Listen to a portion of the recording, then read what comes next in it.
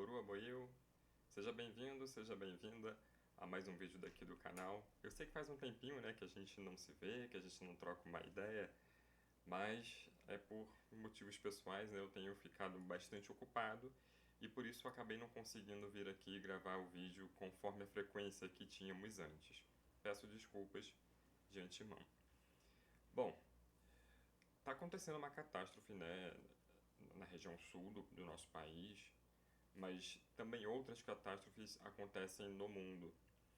No entanto, né, se tratando de Brasil, se tratando na visão brasileira sobre o que é o culto ao orixá, eu vi, né, alguns relatos, eu vi vídeos, eu percebi pessoas falando sobre aquela região, aí pessoas de diversas religiões também, tá? Não só de culto ao orixá, mas também pessoas de culto evangélico. Então vi pessoas falando sobre isso ser uma punição. Mas eu vou me ater aqui à questão de orixá. Né? A gente não quer entrar aqui num embate filosófico nem religioso, muito menos causando um impacto negativo sobre o que deveriam ser as religiões. Quando as pessoas de orixá falam que aquilo é orixá, punindo as pessoas daquela região, punindo esse povo sobre as coisas que eles fazem, eu acho que a gente pode dar mínimas credibilidades a isso. Orixá pune, com toda certeza. Né? O Orixá ele fica chateado com a gente. O Orixá ele quer mostrar o caminho certo para a gente, quer que a gente endireite aquilo que a gente vem fazendo. No entanto, eu acho que é um pouco demais achar que toda aquela população mereça sofrer. Que toda aquela população, inclusive, que não pertence ao culto de Orixá. Né? Então o orixá vai, entre aspas, se meter em algo que ele não é bem-vindo, ele vai se meter em algo que descredibiliza ele? Óbvio que não. Como eu falo, a macumba ela pega no brasileiro porque o brasileiro tem medo de macumba. Mas se fosse um indiano, possivelmente ele não ia nem ligar para os nomes citados enquanto macumba, né? Enfim. Então acho que quando a gente, povo de orixá, fala que aquilo é punição de orixá, seja Oiá, seja Xangô, seja Exu, seja a divindade que for, eu acho que a gente tem que ter cautela quando a gente faz isso. Né? Na verdade, a gente está falando de oscilações. Vou tirar meu óculos porque esse negócio desse reflexo me atrapalha demais. A gente tem que pensar em questões mais científicas também. Né? Eu não quero descredibilizar a força de orixá, mas entender que há muito tempo já se fala sobre as mudanças climáticas. Há muito tempo já se sabe sobre coisas repetitivas, né, que acontecem em determinadas situações.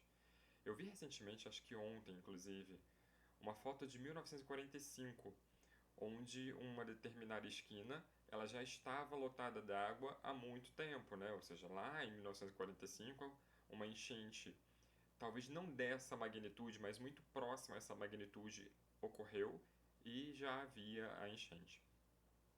Eu fico pensando sempre na forma natural das coisas, né? O rio, ele segue um percurso natural dele. Mas o ser humano, e aí eu não sei, se por ignorância, se por ego, se por achar que domina a força da natureza, ou se achar que nunca vai acontecer. É quase que a síndrome do adolescente, né? Nunca vai acontecer comigo, somente com o vizinho, somente com o coleguinha. Eu acho que quando a gente entra nessa esfera dessa ignorância, o ser humano ele tem muito disso. Então ele vai lá e constrói, desvia o percurso do rio para construir. Mas, entre aspas, né, é fácil desviar esse percurso quando a água está calminha. Né? Mas não para pensar que quando chove lá em cima e esse rio vem descendo com toda a força, ele vai percorrer o percurso natural dele. Ele não vai ficar desviando.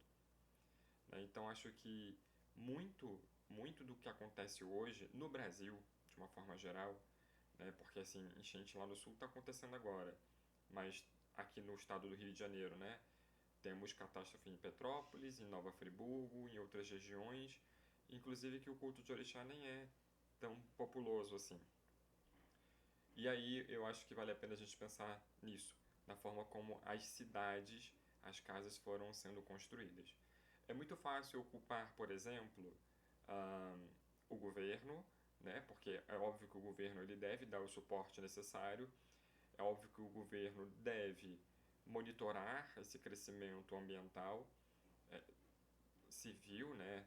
Ah, desculpa, deve perceber tudo isso, mas é muito difícil quando o próprio governo, né, quando a gente tem ali pessoas nos ministérios, pessoas em pequenas assembleias, em coisas maiores, né, também, tramitando processos de leis que querem acabar com todo esse apelo ambiental, com todo esse cuidado ambiental. E aí é muito fácil.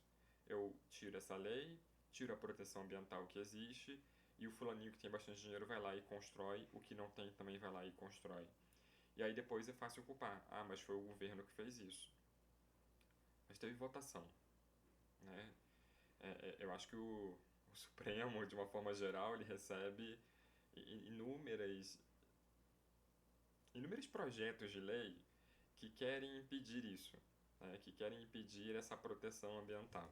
E aí é onde talvez as pessoas internalizam ainda mais essa ignorância, né? De que, olha, eu vou fazer, nada vai acontecer.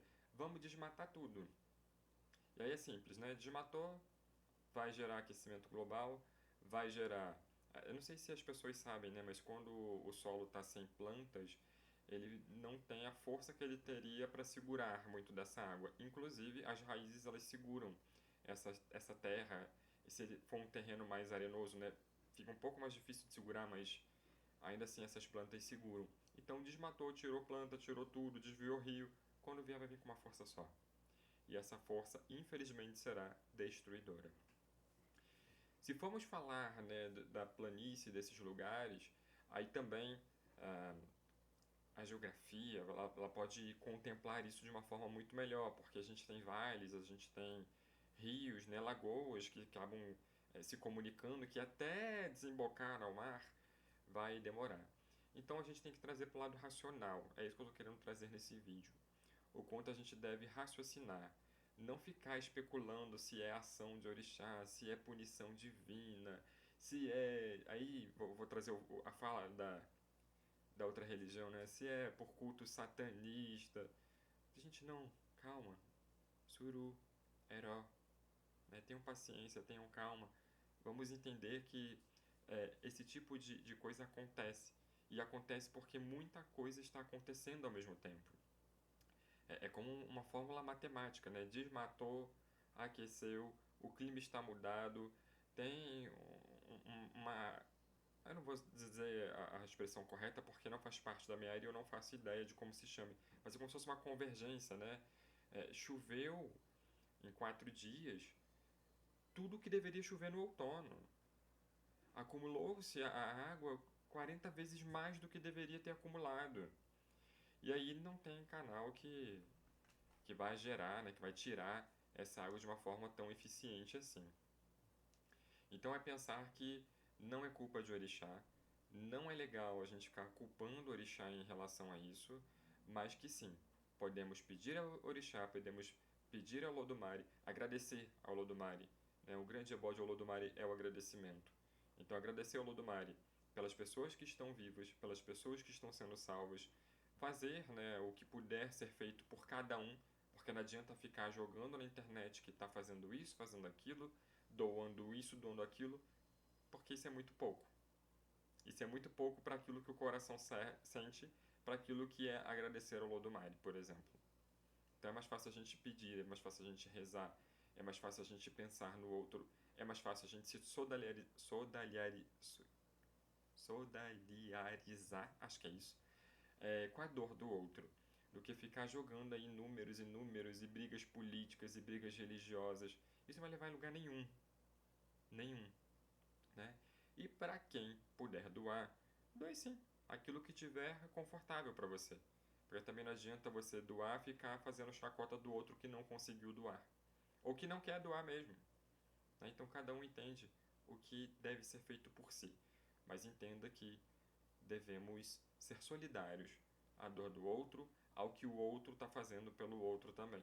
Né? Então, se o outro doou, sei lá quantos milhões, é porque ele pode. Eu não posso eu tentar fazer isso que jamais vou conseguir nesse momento. Então, para finalizar, né, eu acho que devemos fazer ebó de Olodumare. Agradecer por não estarmos passando por essa situação, quem não estiver.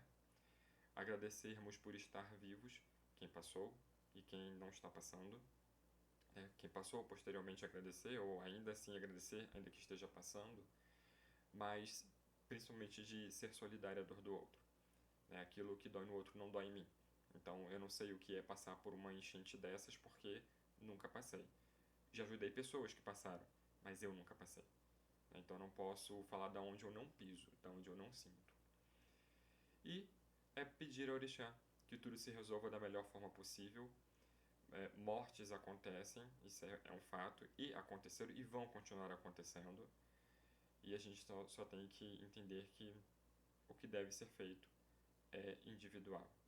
Na coletividade a gente se soma, mas individualmente cada um faz a sua parte. Aboru, aboye, aboxexé. Odaboa.